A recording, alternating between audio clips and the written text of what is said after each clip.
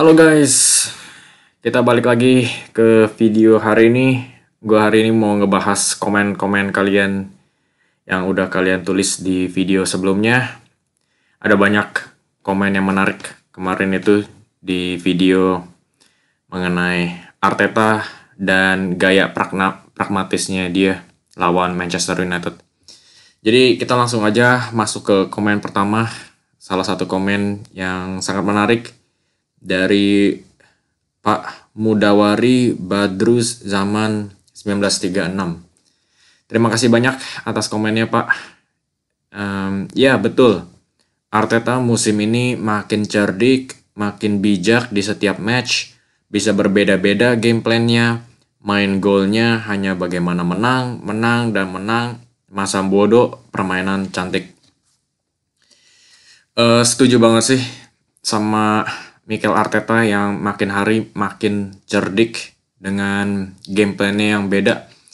Yang gue lihat sekarang itu Mikel Arteta itu udah kayak manajer di Football Manager ya.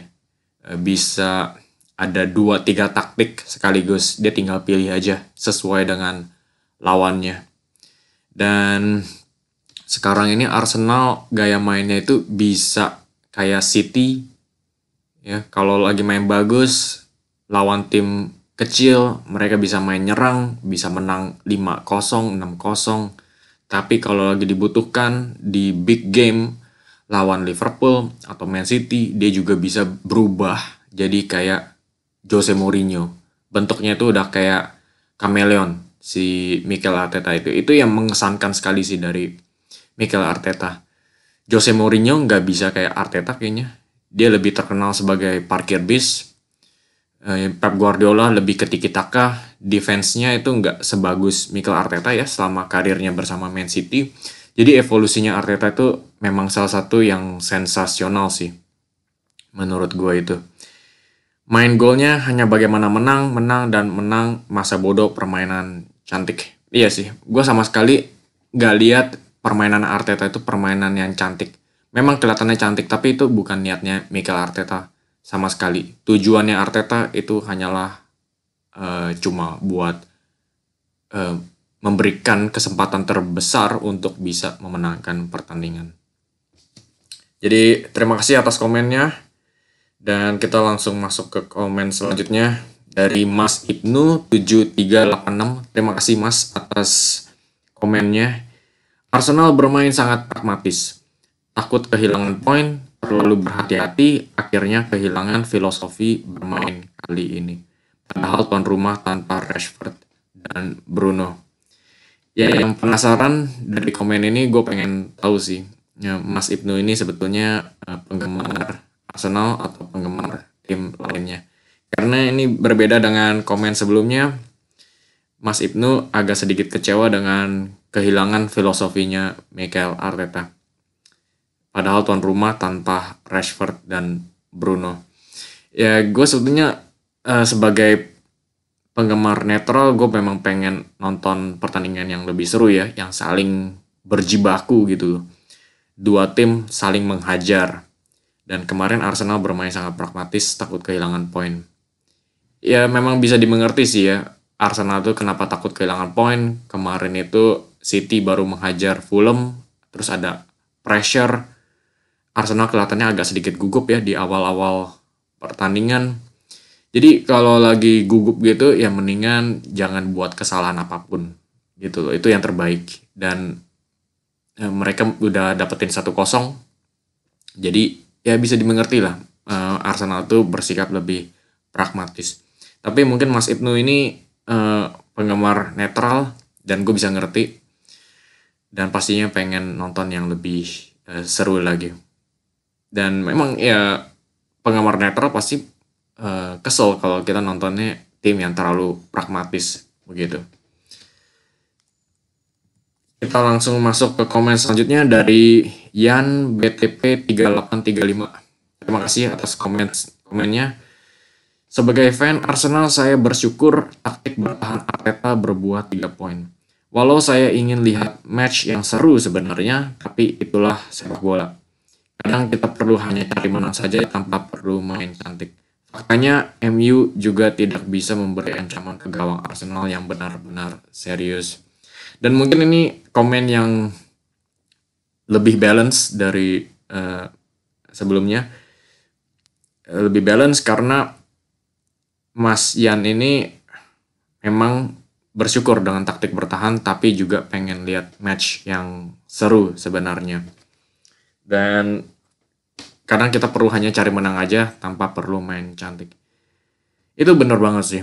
Gue nggak mengkritik Arteta sebagai pelatih yang sangat boring begitu ya, tapi gue ngelihatnya memang Arteta itu tahu kebutuhannya Arsenal ketika lawan tim yang kecil, dia akan bermain nyerang. Lawan tim besar, dia bisa lebih bertahan lagi. Jadi Arteta itu nggak bodoh. Dia tahu kebutuhannya dan dia menggunakan taktik yang sesuai. Itu nggak gue salahkan. Cuma kemarin yang gue sayangkan adalah Man U sebetulnya tim yang bisa dibantai 4-0 sama Crystal Palace. Bisa aja Arteta itu memutuskan, ya udah, pertahanan kita lagi oke, kita ada 2 tameng, Declan Rice sama Thomas Partey, kenapa nggak coba lebih melepas diri aja dan lebih menyerang lagi. Toh mereka bisa nambahin goal difference ya kan. Kadang kita perlu hanya cari menang saja tanpa perlu main cantik. Ya, memang kemarin itu Arsenal mungkin mau main cantik tapi nggak bisa karena mungkin memang performanya lagi jatuh ya. Memang kadang tim bisa begitu, nggak bisa main cantik terus-terusan. Tapi itu yang bisa kita puji dari Arsenal. Walaupun nggak bermain cantik, kemarin mainnya agak sedikit gugup, mereka masih bisa mendapatkan 1 gol dan langsung tutup toko. Gitu. Faktanya MU juga tidak bisa memberi ancaman ke gawang Arsenal yang benar-benar serius. Benar banget sih.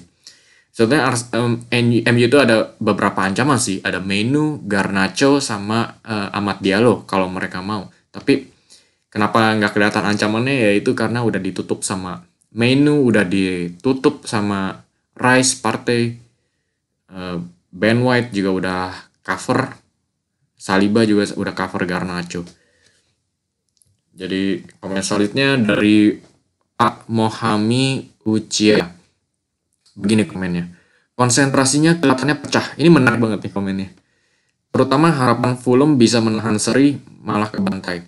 Sekarang cuma Hotspur dan itu tidak terlalu yakin walau biasanya bisa menyulitkan City. Benar. Tapi kesini performanya terjun bebas. Bahkan dengan Burnley pun susah payah untuk menang. Sekarang harapan tinggal Hotspur yang bisa menggagalkan City untuk juara. Dan berharap pertandingan nanti Hotspur dalam performa terbaiknya. Konsentrasinya kelihatannya pecah. Ini banyak poin yang bisa kita petik sih. Ini komen yang sangat bagus sekali. Terima kasih. Terutama harapan Fulham bisa menahan seri malah kebantai. Sebetulnya mungkin harapan Arsenal itu udah pupus ya. Pas lagi lihat Fulham itu udah, pemain-pemain Fulham udah main layang-layang pas sesi latihan mereka sebelum lawan City. Jadi kelihatan mereka itu udah di pantai, udah liburan. Sekarang cuma Hotspur dan itu tidak terlalu yakin, walau biasanya bisa menyulitkan City. Bener. Sebetulnya momoknya City itu Tottenham Hotspur. Pas zamannya Son sama Kane, nggak ada Kane pun, Kulusevski yang gantiin. Mereka bisa main bagus lawan City. Entah kenapa. Sebetulnya bukannya City yang main jelek, tapi karena mereka tiba-tiba langsung ngedrop aja. Dapat peluang-peluang bagus, Haalandnya bisa miss banyak chance, penaltinya gagal lah, terus kena serangan balik. Tapi sekarang, kenapa gue bilang favoritnya tetap City dan kita nggak bisa lihat terlalu jauh dari sejarah, itu karena Tottenham Hotspur ini sangat berbeda tahun ini. Mereka itu zamannya Conte bisa main parkir bis terus main counter attack. Itu sangat cocok lawan City. Tapi sekarang Tottenham Hotspur itu mau coba gaya mainnya itu mirip dengan City. Tapi pemain-pemainnya masih belum levelnya City. Jadi itu kebanting. Jadi kalau gue bilang memang benar bisa menyulitkan City. Tapi karena gaya mainnya Ange ini yang mengkhawatirkan sih. Buat para penggemar Arsenal pastinya. Bahkan dengan Burnley pun susah payah untuk menang. Itu benar banget. Mereka lagi drop dalam beberapa pertandingan terakhir ini. Tapi ya faktor home stadium ya. Mungkin Tottenham bisa lebih main bagus. Tapi itu juga tergantung dengan atmosfernya. Apakah fans Tottenham itu bakal bela timnya sendiri atau bela Man City. Sekarang harapan tinggal Hotspur yang bisa menggagalkan City untuk juara dan berharap pertandingan nanti Hotspur dalam performa terbaiknya. Sebetulnya kalau gue bandingin ya, 2 pertandingan terakhir Hotspur dan West Ham, kalau gue bilang West Ham malah yang lebih menjanjikan, malah ada ancaman lebih besar daripada Hotspur dari segi form dan juga dari segi serangannya mereka loh. Serangannya West Ham itu ada Antonio, ada Bowen, ada Kudus, luar biasa banget, dan ada Paqueta kalau nggak cedera ya, gue lupa sih. Tapi intinya lini depannya West Ham itu lebih bagus daripada Spurs yang sekarang itu nggak konsisten. Strikernya Son nggak konsisten. Kalau lagi main nggak bagus langsung ke kiri. Terus sayap kirinya antara Brennan Johnson atau Kulusevski ganti-gantian tuh. Satu bisa ke kanan, satu bisa ke kiri. Terus bisa sebaliknya. Jadi mereka itu masih meracik-racik formulanya. Mereka masih belum yakin lini depan mereka itu yang bagus gimana. Jadi kalau dari segi ancaman gue bilang malah kalau City itu bisa ngebantai Spurs itu bukan harapan yang pupus buat Arsenal. Karena West Ham itu bisa jadi batu yang lebih besar. Kita langsung masuk ke komen selanjutnya. Pastilah dari Mas ya aku Bomar 5565. Terima kasih Mas. Pastilah bermain kemarin itu tidak menarik. Faktanya Padang basah hujan. Kalau nggak ada hujan pasti menarik. 1-2 Arsenal baik gol pasti 2 atau 3-0 kali. Bukan alasan pemain cedera, pemain Man United kalah. Pemain Man United bukan paling juga pemainnya. Ya, memang hujan, tapi yang menariknya sebetulnya kemarin yang menguasai possession itu adalah Manchester United. Tapi ya memang hujan pasti ada efeknya ya sama kedua tim ini. Bukan alasan pemain cedera, pemain Man United kalah. Bukan alasan cedera kalau timnya itu Man City. Kalau pemain cadangannya itu sama gilanya. Tapi Man United memang bergantung banget sama pemain-pemain yang hilang ya. Lisandro Martinez, Luke Shaw, Rafael Varane, terus Bruno Fernandes, Marcus Rashford kadang-kadang. Jadi Bruno Fernandes pemain kuncinya sih yang harus kita perhatikan kemarin yang absen ya. Karena walaupun Man United itu kebanting lawan Liverpool kemarin di Old Trafford, itu karena golnya Bruno Fernandes loh yang bisa membalikkan arah gitu loh dengan gol jarak jauhnya. Jadi pemain spesial kayak Bruno Fernandes itu antara bisa dapetin penalti atau nge-score dari penalti atau dari killer pass-nya atau dari tendangan jarak jauhnya, dari corner kick-nya, itu efek yang sangat besar sih. Dan kalau dibandingin sama Arsenal yang lebih banyak dilanda cedera itu ya sebetulnya Man United, karena Arsenal itu tim medisnya gue bilang sih harus diacungin jempol ya, konsisten banget, nggak pernah cedera dan nggak kelihatan capek sama sekali. Oke guys, jadi kira-kira begitu penyampaian gue terhadap komen-komen kalian yang sangat menarik sekali. Jadi jangan ragu-ragu untuk kasih komen lagi di bawah karena gue bakal coba terus-terusan respon komen-komen ini di video selanjutnya. Terima kasih banyak atas komen-komennya yang sangat menghibur dan sangat berwawasan luas. Oke, dan yang terakhir seperti biasa jangan lupa klik like, subscribe, dan sekali lagi komen di bawah. Oke guys, sampai jumpa di video selanjutnya.